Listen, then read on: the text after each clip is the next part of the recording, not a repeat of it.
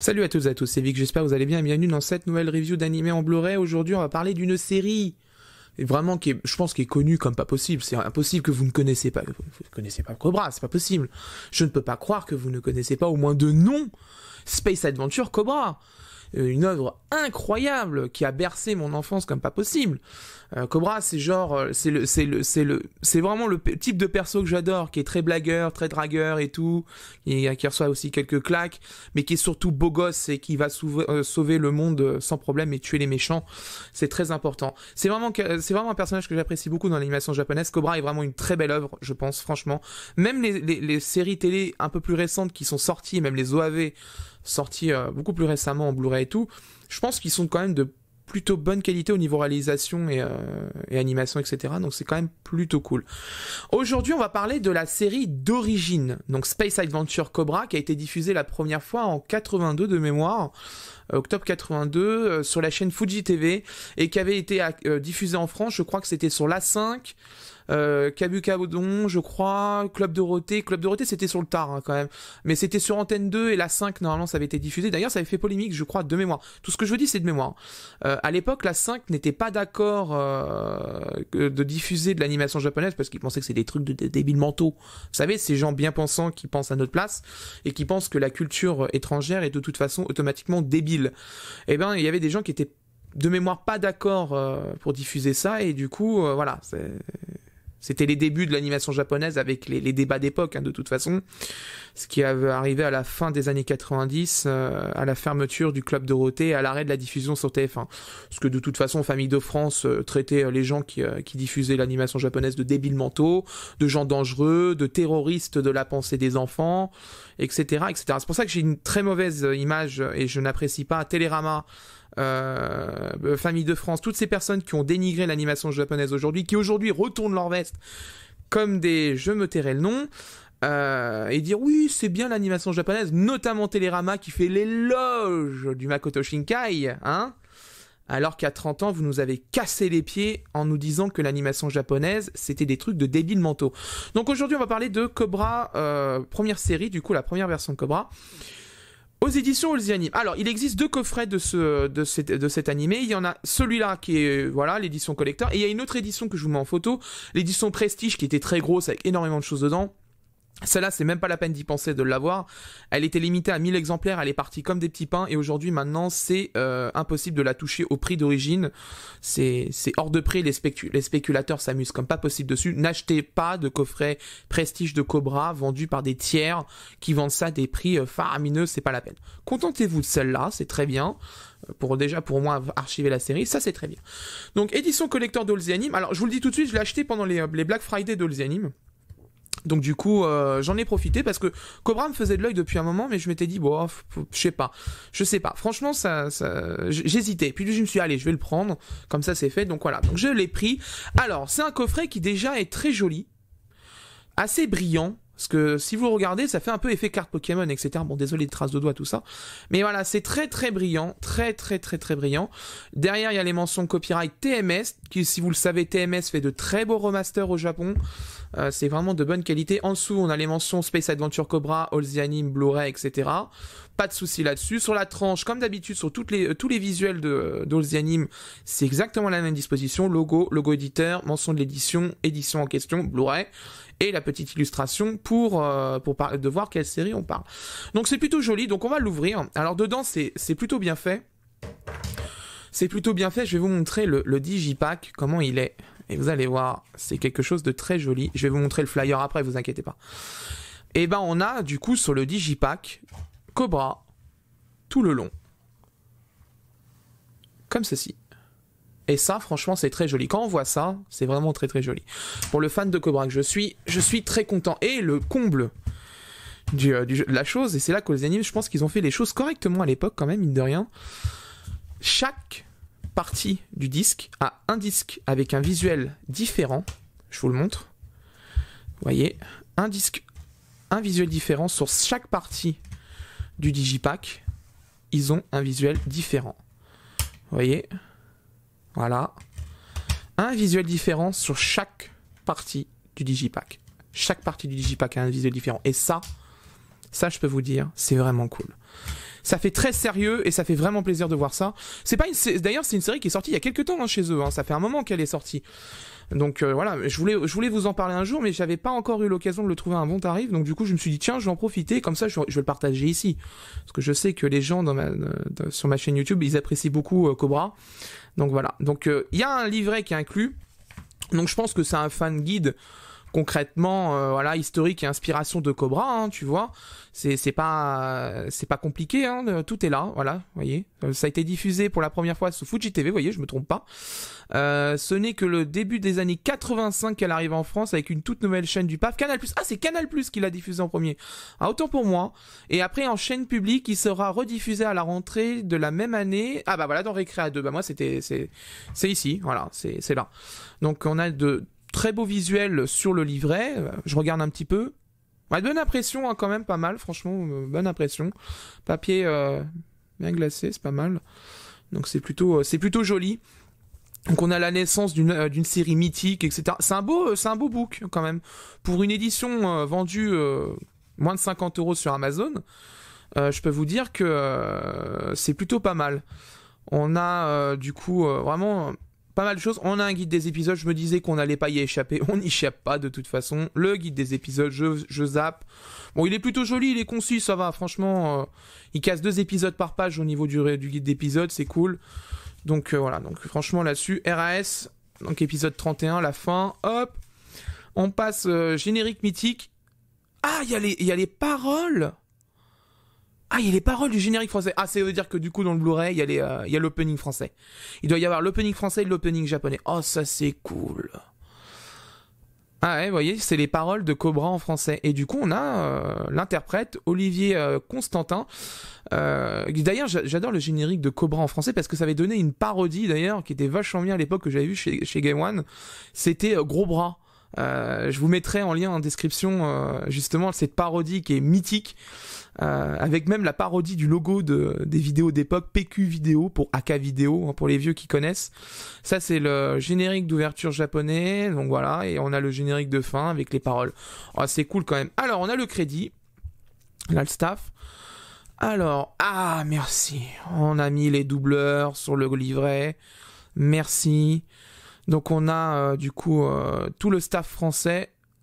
On a ici le staff japonais qui a fait l'animé. Et on a en bas les personnes qui ont fait l'édition française avec un design de Dean, hein, qui est toujours d'ailleurs chez All the Anime, hein, avec un authoring de chez Common Screen et un grand merci avec toutes les personnes qui sont ici.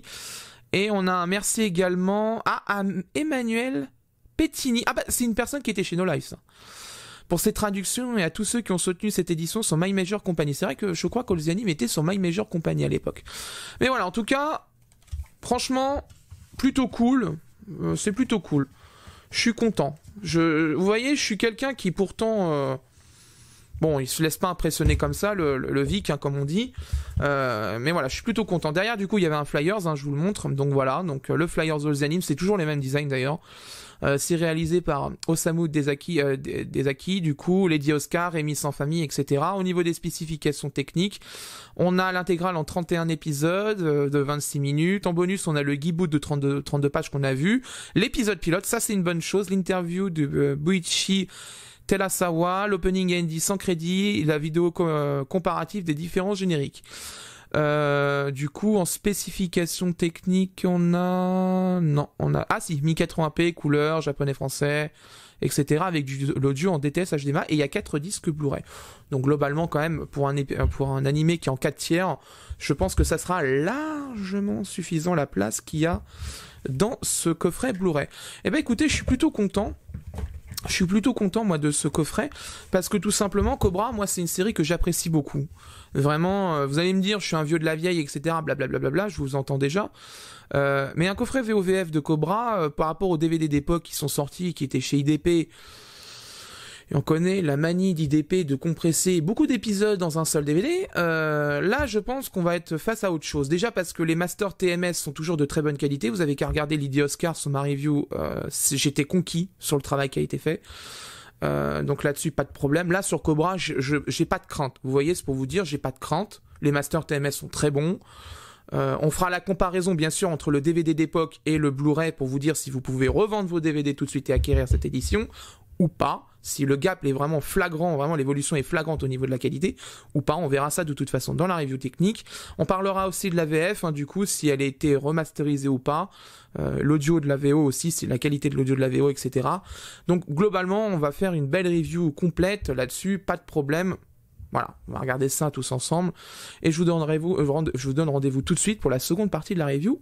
À tout de suite. Bien, après avoir vu le Blu-ray, je peux vous donner mon avis. En ce qui concerne la définition, c'est une définition de 1440 par 1080. Je vous rappelle que Cobra a été tourné à l'époque en 4 tiers, donc il est de nouveau en 4 tiers dans ce Blu-ray. Un FPS de 23,76 images par seconde, donc on est vraiment sur le retour au FPS d'époque, contrairement au DVD PAL de Déclic Images qui était en 25. Là, nous revenons au FPS d'origine. Une compression en H264 et un débit vidéo qui avoisine les 29 mégabits par seconde en moyenne. Les remasters faits chez TMS pour leur série sont en général tous exceptionnels, vraiment au niveau qualité de remastering, c'est vraiment incroyable. Lady Oscar était par exemple incroyable, sachant l'âge de l'œuvre, et pour Cobra, c'est pareil. Une remasterisation vraiment très bonne, et je vous mets un screen à l'écran, les couleurs sont vraiment beaucoup plus naturelles que par rapport à l'édition DVD française de Déclic Images, sortie à l'époque en France. Ça là-dessus, il n'y a même pas photo. On le voit notamment sur la peau de Cobra, qui est vraiment très jaunie sur le DVD. Là, sur le Blu-ray, c'est beaucoup plus naturel, c'est beaucoup plus une couleur de peau classique. Et aussi, c'était le gros défaut du DVD français d'époque, c'est qu'il avait une image qui tendait à partir sur le vert, du fait que d'une mauvaise conversion NTSC vert pâle. Là, c'est réglé sur ce Blu-ray, la couleur est vraiment naturelle, c'est vraiment très plaisant de regarder Cobra là-dessus, c'est vraiment un bon remaster, je pense, d'un point de vue mastering. Maintenant, concernant la compression vidéo, donc la qualité de compression du Blu-ray, la compression de Common Screen est dans l'ensemble très bonne, elle conserve bien le grain appliqué pendant la remasterisation, je n'ai pas eu à me plaindre sur ce point là-dessus. Globalement, je peux que vous conseiller la qualité d'image de ce Blu-ray parce que elle est vraiment à l'image de ce qui doit être fait dans les remasters de vieux animés d'époque, c'est-à-dire une image fidèle au niveau des couleurs, une bonne stabilisation, une relativement bonne stabilisation, et si possible des couleurs naturelles, parce que c'est le gros problème avec les DVD d'époque, c'est qu'on faisait des conversions à l'arrache. Là, c'est fait dans les règles de l'art, avec un bon scan de la pellicule, un bon étalonnage, tout a été recontrôlé avant de faire le master dit Blu-ray remasterisé, et donc du coup, ça donne aujourd'hui ce qu'on a aujourd'hui à l'écran, Cobra. En ce qui concerne le son, la VO et la VF est en TTS HDMI stéréo 16 bits 48 kHz. De mémoire, je crois qu'à l'époque Cobra était diffusé en mono, donc c'est une très bonne chose. La grosse amélioration sur ce Blu-ray, c'est bien sûr le son. Exit le Dolby Digital du DVD très compressé avec une grosse perte de qualité et un son assez relativement plat quand même, faut être honnête. Et bonjour au DTS HDMI sans perte de qualité. J'ai effectué la totalité du visionnage, vous m'en excuserez, en version originale sous-titrée français parce que ça faisait un moment que je voulais le voir en VO, donc j'étais conquis par la qualité du son. Franchement, c'est vraiment agréable. On sent quand même que l'animé a quelques années quand même, mine de rien, c'est pas non plus ce qu'on entend en qualité de son sur les Blu-ray vraiment produits totalement en numérique. Là, à l'époque, Cobra était normalement, je crois de mémoire, enregistré au niveau du son en 16 mm, donc c'était vraiment une autre époque au niveau de l'acquisition des voix et de l'enregistrement. Les micros n'étaient pas les mêmes, les tables de mixage n'étaient pas les mêmes, il y avait beaucoup de choses qui ont changé par rapport à aujourd'hui, donc évidemment, ça sera pas un son digital comme on entend nous aujourd'hui, mais un son qui a été réacquis, remasterisé, etc. Mais il est quand même vraiment très bon. Pour la VF, vous ne m'en voudrez pas, bien sûr, j'ai regardé quelques épisodes au hasard sur la VF, c'est la VF d'époque qu'on a entendu à la télé, ça, pas de souci là-dessus. C'est une bonne chose qu'elle soit là quand même, parce que ce qui a fait le succès de Cobra, malgré que cette VF soit assez imprécise et qu'il y ait quelques erreurs au niveau de la traduction, etc., ce qui a fait le charme de Cobra à l'époque en VF, c'était sa voix, celle de Jean-Claude Montalban, qui est vraiment incroyable, ça lui colle parfaitement à Cobra, c'est parfait, et quand j'étais gosse, je me souviens de cette voix, et je m'en souviens même encore aujourd'hui, à peine que j'entends juste la personne parler, je sais que c'était la voix de Cobra. Donc voilà, donc comme d'habitude, voici un petit extrait pour vous faire un avis. Ce n'était pas un rêve ce que j'ai vu, c'était simplement mes souvenirs. Oui, cette expérience que tu as vécue en voulant faire un rêve bien particulier a agi sur ton cerveau et a fait réapparaître des souvenirs que l'on croyait enfouis au fond de ta mémoire, grâce à l'opération que tu avais subie en plus de celle qui t'a transformé physiquement. Oui, ça remonte à 5 ans déjà. J'espérais échapper définitivement aux petits bandits qui me cherchaient, et puis surtout j'en avais assez de toujours me battre, d'être obligé de tuer. J'étais fatigué. Qu'est-ce que tu vas faire maintenant? Les pirates de l'espace ne te laisseront pas de répit. En ce qui concerne la traduction et les sous-titres, donc déjà globalement au niveau de la police d'écriture et de la bordure, c'était un coffret qui était sorti en 2015. Donc Olziani n'avait pas encore effectué les modifications au niveau de la police et de la bordure aujourd'hui. Donc c'est un peu fin, c'est vrai, la bordure est un peu fine aussi. Quelques difficultés à lire sur fond blanc, ça je vous l'accorde, hein, 2 mètres de distance à peu près, c'est un peu petit quand même, faut être honnête. Pour la traduction par contre, rien à signaler, c'est une très bonne traduction dans l'ensemble et là-dessus je suis plutôt content. En conclusion, je pense que ceux qui avaient les DVD de Déclic Images d'époque, vous pouvez les revendre et prendre cette édition collector de Cobra en Blu-ray. C'est un très beau coffret, dans un bon format, la qualité du remaster vidéo et audio est au top, et TMS a vraiment mis les petits plats dans les grands pour Cobra, c'est vraiment agréable à voir. Les sous-titres sont très bons et la VF d'époque, pour les plus nostalgiques d'entre nous, est vraiment appréciable. C'est à mes yeux l'édition qu'il faut dans une vidéothèque pour archiver Cobra, définitivement, car je vous l'ai dit juste avant, la qualité des cellulos pour tirer du 4K, ça va être vraiment très compliqué. Il y a quand même quelques défauts qui restent dans le cellulo qui sont impossibles à enlever. Donc tirer du 4K sur quelque chose qui ne permet pas de le faire, je pense que ce sera vraiment cette dernière édition qu'on aura en Cobra, ça sera en 1080p. Plus tard, vous pourrez vous en servir, remettre dans un Blu-ray, dans un lecteur 4K qui fera l'upscaling, etc. et vous affichera une image 4K avec du post-traitement. Mais globalement, d'un point de vue numérisation de l'œuvre, c'est vraiment le dernier master, je pense, qui va être fait sur cette série. Et globalement, je pense que ce coffret est plutôt bon. Franchement, j'ai pas trop à me plaindre. Il était vendu assez cher à l'époque, hein, je crois que c'était à peu près 80-90 euros. Mais là, sur Amazon, le prix a baissé, il est à moins de 50 euros, frais de port inclus. Et ça, c'est une affaire, franchement. Moi, je l'ai eu pendant les Black Friday de All the Anime, donc je l'avais eu au même prix quasiment. Mais là, maintenant qu'il a baissé sur Amazon et que c'est globalement son prix qui reste en ce moment, donc c'est vraiment une bonne affaire. Je pense que vous devriez le prendre pour vraiment ceux qui apprécient Cobra ou qui veulent découvrir Cobra. C'est vraiment, je pense, la bonne porte d'entrée pour accéder à ce chef-d'œuvre qu'est Cobra en animé. Franchement, là-dessus, j'ai pas d'autre chose à dire, c'est un très bon coffret. Bon, juste la petite problème de bordure et de police d'écriture, la taille, c'est un petit peu dommage, mais ça se regarde sans problème. C'est juste moi, comme j'ai des lunettes, du coup, bien évidemment, j'ai mes soucis, donc je suis obligé de refaire un rematage sur écran des fois pour faire mon boulot, mais bon, voilà. Globalement, ça se mate sans problème, il n'y a pas de souci là-dessus, et c'est une bonne affaire, je pense, globalement, d'un point de vue qualité, coffret et prix. Là-dessus, il n'y a pas à dire. Moins 50 euros pour une œuvre pareille avec autant d'épisodes et une qualité de remasterisation que pareil, c'est vraiment une belle affaire. Voilà, c'est la fin de cette vidéo, j'espère qu'elle vous a plu. Prochainement, on va avoir enfin, parce que Olziani l'a annoncé, Violet Evergarden qui va arriver en review sur la chaîne. Il était temps parce que ce coffret, on l'attend depuis... On attend que, en fait, Violet Evergarden depuis 2 ans quasiment, en Blu-ray, mais du coup, c'est pas la faute d'Olziani, hein, ils l'ont annoncé que très récemment, l'animé. On attendait vraiment que quelqu'un se positionne sur la série parce que franchement, la traduction de Netflix, c'était pas possible. Et en plus, je vous le dis, Olziani m'a annoncé, et moi je le savais déjà parce que j'avais eu l'information de la personne qui a fait ça, Olziani a refait une traduction, c'est officiel, c'est annoncé, c'est dit d'ailleurs sur le site internet d'Olziani. Il y a une nouvelle traduction pour la série de Violet Evergarden. Donc, il va falloir que je compare la traduction de Netflix à celle d'Olziani et voir vraiment l'étendue de la refonte complète de traduction. Que je vous rappelle que la traduction de Netflix était vraiment catastrophique. Il y avait des contresens, des fautes, des problèmes au niveau de la phrase, même dans la composition de la phrase en français, c'était pas bon. Certains termes n'étaient pas les bons. Je vous renvoie à ma review du film Éternité et la poupée de souvenirs automatique. Ils avaient traduit le terme en japonais qui